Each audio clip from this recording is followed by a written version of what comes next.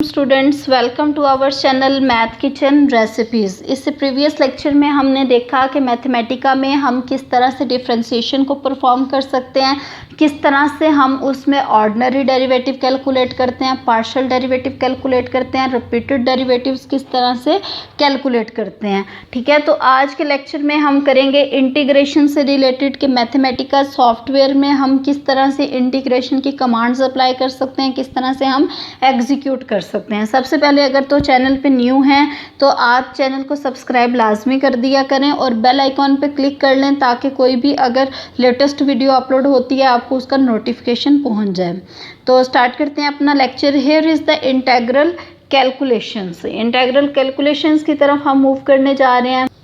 सबसे पहले हमने इसकी कमांड किस तरह से लगानी है, जिस तरह हमने डेरिवेटिव में देखा कि साथ में हम कैपिटल डी लगा देते थे और फिर फंक्शन लिखते थे और जिस वेरिएबल के विद रिस्पेक्ट टू करना होता था वो वेरिएबल लिख देते थे। इसी तरह से अगर हमारे पास क्या है, ये वाला इंटीग्रेट करना है किसी भी फंक्शन को, डेफिनेटली इंटीग्रेशन की जो है वो जो हम फॉर्मेट यूज़ करते हैं कैलकुलस में वो यही होता है ना, integral F of x D x. It means हमारे पास कोई एक्स होगा और dx होगा।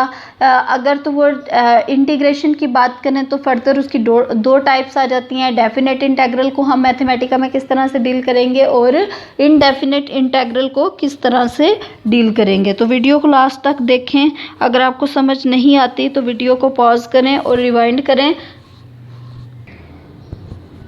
सबसे पहले इंटीग्रेट लिखा, फिर स्क्वायर ब्रैकेट्स लगाएं, यहाँ पे जो भी फंक्शन होगा वो लिख लिया और जिस वेरिएबल के विद रिस्पेक्ट टू करना है साथ में वो वाला वेरिएबल आ जाएगा।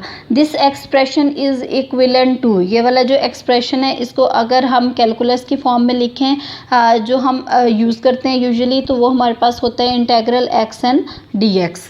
ठीक है, फर्दर हम देखते हैं formula for definite integration. Indefinite integration क्या होती है, ये जो अभी हमने किया ये इसकी एक एग्जांपल थी कि हमारे पास जो है वो लिमिट्स नोन नहीं हैं। तो इस तरह के जो इंटीग्रल्स हैं या फिर इंटीग्रेशन को जो सॉल्व करते हैं वो हम किस तरह से सॉल्व करेंगे देखते हैं। यहाँ पे इसकी कुछ एग्जांपल्स हैं कि अगर हमारे पास log 1 माइनस एक्स स्क्वायर की फॉर्म का अगर कोई भी फंक्शन है, यहाँ पे डिफरेंट टाइप्स की एग्जांपल्स मैंने सेलेक्ट किए हैं जिसमें log है, साइन है, means logarithmic function, trigonometric function और ऑलमोस्ट जो है वो ज़रा डिफरेंट एग्जांपल्स हैं वो वाली सिलेक्ट की हैं ताकि आपका आइडिया क्लियर हो जाए। तो सबसे पहले ये कि इनपुट हमने दी 1, इसको इंटीग्रेट किया log 1 माइनस एक्स स्क्वायर को किसके विद रिस्पेक्ट टू, एक ही वेरिएबल उसमें इन्वॉल्व है तो विद रिस्पेक्ट टू एक्स किया। ठीक है, तो इसकी आउटपुट ऑटोमेटिकली जब आप शिफ्ट और एंटर करेंगे तो ये वाली आउटपुट शो हो जाएगी। सेकंड, अगर हम कैलकुलेट करना चाह रहे हैं साइन एक्स स्क्वायर को, अब देखें यहाँ पे आपने जो इनकी मैथमेटिका की जो यूजुअल नोटेशंस हैं उनको लाजमी फॉलो करना है। पावर लगानी है या फिर स्क्वायर ब्रैकेट्स का यूज़ करना है। ये वाली अगर आप ये फॉलो नहीं करेंगे कि तो एरर्स आ जाती हैं। ठीक है, तो ये हम साइन का इस तरह से डेरिवेटिव कैलकुलेट कर सकते हैं। अगर इसका हम जनरल फार्मूला देखें कि वो किस तरह से लिखेंगे तो वो है हमारे पास इंटीग्रेट लिखा, फंक्शन लिख दिया, जिसके विद रिस्पेक्ट टू करना है वो वाला साथ में वेरिएबल लिख दिया। It is used for the indefinite integral.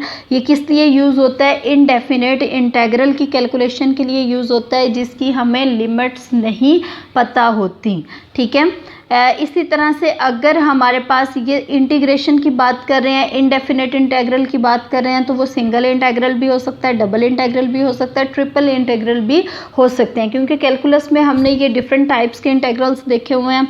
तो अगर हमारे पास यहाँ पे सिंगल इंटीग्रल की बजाय अगर डबल इंटीग्रल आ जाता है तो उसको किस तरह से डील करेंगे।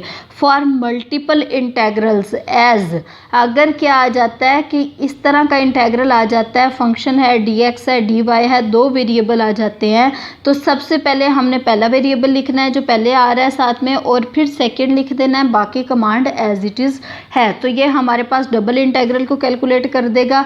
या फिर हम इस इंटीग्रल को हम इस तरह से भी तो कैलकुलेट कर सकते हैं ना कि पहले हम ये वाला कैलकुलेट करें फिर हम इसी पे, इस पूरे पे बाहर इंटीग्रेट लिखें, कॉमा लगाएं और साथ में विद रिस्पेक्ट टू वाई लिख देंगे। इसको इसी फॉर्म में यहाँ पे लिखा हुआ है। एक दफ़ा आपने इस सारे पे इंटीग्रेट की कमांड लगाई, फिर उसके बाद आपने जो है इस पे दोबारा इंटीग्रेट की कमांड लगाई तो वो डबल इंटीग्रल दे देगा। इसी तरह से अगर हमें ट्रिपल इंटीग्रल चाहिए तो हम क्या करेंगे, वीडियो को पॉज करें, सोचें इस बात पे कि हम क्या करेंगे। तो जी हम इसको इसके अकॉर्डिंग भी कर सकते हैं। ट्रिपल इंटीग्रल में क्या होगा, यहाँ पे dx dy साथ में dz आ जाएगा, यहाँ पे z आ जाएगा।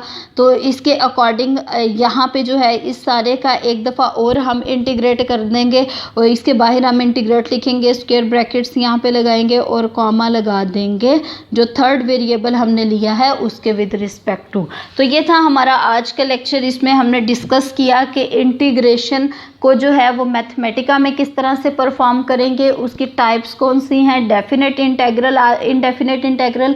आज के लेक्चर में हमने डिस्कस किया double indefinite integral, triple indefinite integral. Even हमारे पास कोई भी क्वेश्चन आ जाए तो हम उसको इजीली सॉल्व कर सकते हैं। ये था हमारा आज का lecture. Thank you so much.